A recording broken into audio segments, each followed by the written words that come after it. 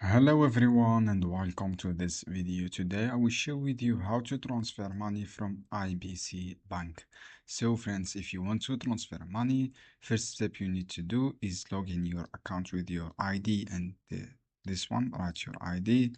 After that, click sign in. This is the option for sign in. You will see your dashboard for your accounts. This is sign in. This is for dashboard. Write your password here and then click login. And then choose this option. As you can see here, transfer, look for transfer, click this one, and then you will open this page.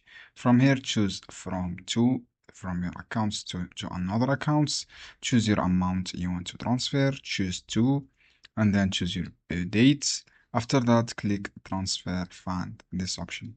Basically, this is easy. You can do just write your password, click on transfer option, and then choose your all details from your banks. This is how you can do, guys. I hope this guide helpful for you. You can use also app as IBC Bank app. Download this app and then complete your process.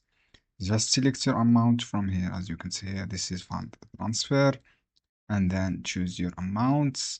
After that, click a deposit account, choose your deposit. This is for deposit. This is for transfer. I hope this guide helpful for you. See you on another video.